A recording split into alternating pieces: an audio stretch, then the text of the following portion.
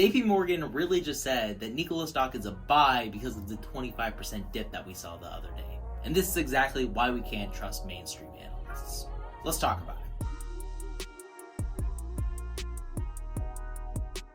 Today, I'm going to be taking a break from talking trash about Nikola, and instead I'm going to be talking trash about JPMorgan for telling us to buy Nikola stock.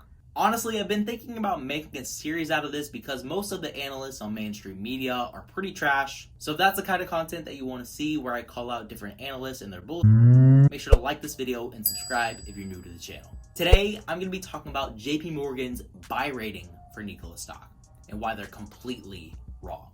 So let's get right into it. Yesterday, Business Insider posted this article. Nikola's 25% dive is a good buying opportunity because the company's decision to abandon the Badger pickup truck means it can focus more on the semi-trucks, JPMorgan says. JPMorgan really held their buy rating on a stock that's currently under investigation by the Department of Justice and the SEC. That by itself is super sketchy, but let's see if they have a valid argument. Reading through the highlights of this report, they just reiterated the title and said that the company is no longer distracted by the Badger pickup truck. And there's two issues I find with this argument. First, well, the Badger was the main attraction to Nikola. Trevor Milton said this for himself. He said in a previous interview that this was Nikola's way of attracting retail investors into their stock. That way, Robinhood buyers would hop in. Trevor believed that a majority of Nikola's value would inherently come from the Badger. He compared Nikola to the likes of Apple and Google being able to touch their product, and he estimated a value of $500 billion for Nikola stock. Also, let's not forget the time that he said he could out Elon. There's very few people that can out Elon in this world, and I'm one of them. Anyway, with the Badger being out of the picture now, according to Trevor himself, this means that Nikola has lost a majority of their value. I honestly wouldn't be surprised if Trevor starts to sell out of his stock now that he's able to, since he was so gung-ho about the Badger pickup truck. The second issue with this argument that Nikola will now be able to focus more of their energy into the semi-trucks is that the Badger didn't really take up much time and effort at all. I'd understand if Nikola was actually building the trucks and they had a factory, but right now they're just pushing around dirt, so they can't even start that process. So how is this stopping them from focusing on their Class 8 trucks, which they're also not building? I guess that it took a whole lot of work for Nikola to hire on a graphic designer in order to draw up their trucks and start to take pre-orders based off those renders and the specs that didn't even exist. If anything, the snub of the Badger is going to create an even bigger headache for Nikola, since now they're going to have to give all of the money back that they got from deposits. The second argument in JPMorgan's buy analysis for Nikola stock is that Nikola's revised deal with General Motors represents a bullish development for investors over the medium to long term. Now, I'm not sure if me and this JPMorgan analyst were reading the same deal. First of all, I'd hardly call this a deal at all. This is a non-binding memorandum of understanding, or an MOU, which means that either party can pull out anytime they want. This ended up replacing the deal between General Motors and Nikola that Nikola bulls were so happy about, and honestly, the changes aren't good at all. Previously, Nikola and General Motors were looking at a partnership together, but now General Motors sees Nikola as more of a customer. GM said in their press release, this argument recognizes our leading fuel cell technology and development.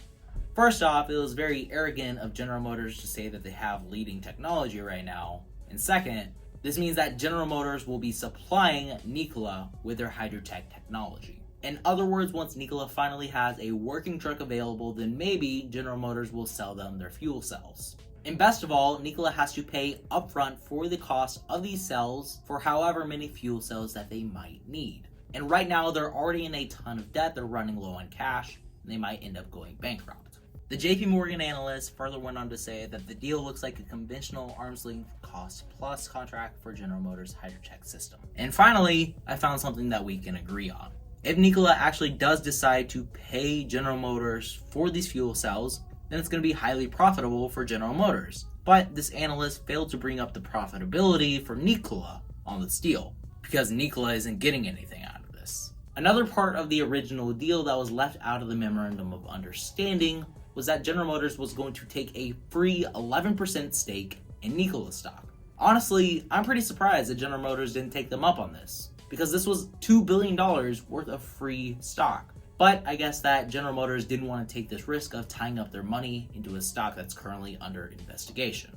Smart move, GM. After all, the SEC could find Nikola guilty of all the charges pressed against them, delisting their stock and sending it to zero. Personally, that's what I'm betting on, and I'm holding put options right now. Granted, I did take profits on half of my position because I was up by 150%. And if you want to know when I sell out of the other half of my position, go check out my Discord, which is going to be linked in the pinned comment below. It's a free trading group with over 800 members that you can use to get some ideas about the market, see what trades I'm making every single day, and also know what stocks I'm watching each week. But anyway, getting back into the article on JPMorgan's analysis on Nikola stock, the analyst that made this, Paul Coster, retained his $40 price target for Nikola stock.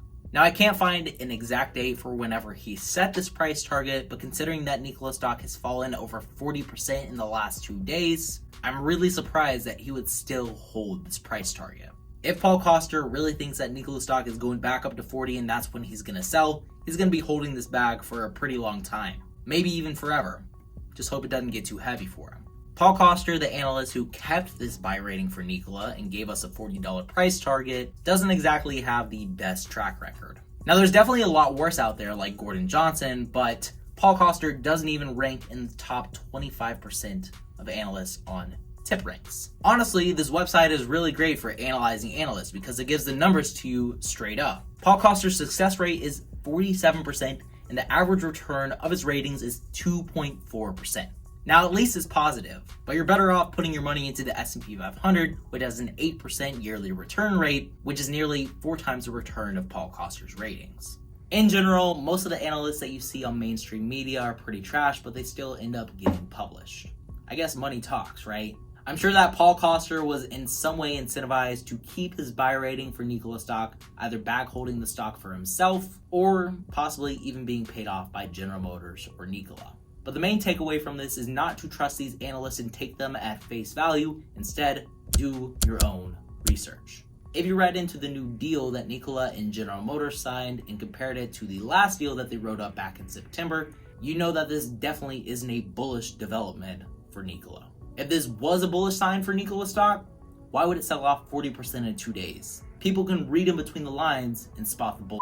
The main reason for this sell-off, I believe, is because they snubbed the Nikola Badger, and General Motors isn't taking a stake in Nikola stock. For some reason, Paul Coster sees this as a bullish sign for Nikola stock, when in reality, no Badger equals no value, according to Trevor Milton himself. And General Motors not taking up Nikola on literally $2 billion worth of free shares should tell you exactly how JM feels about Nikola stock. Obviously, this is all just my own opinion as somebody who's holding Nikola put options right now, expecting the stock to go to zero. So I might come off as a bit biased, but at least I'm not as naive as Paul Coster. That's all I've got for you on JPMorgan's buy rating for Nikola stock and why it's complete garbage.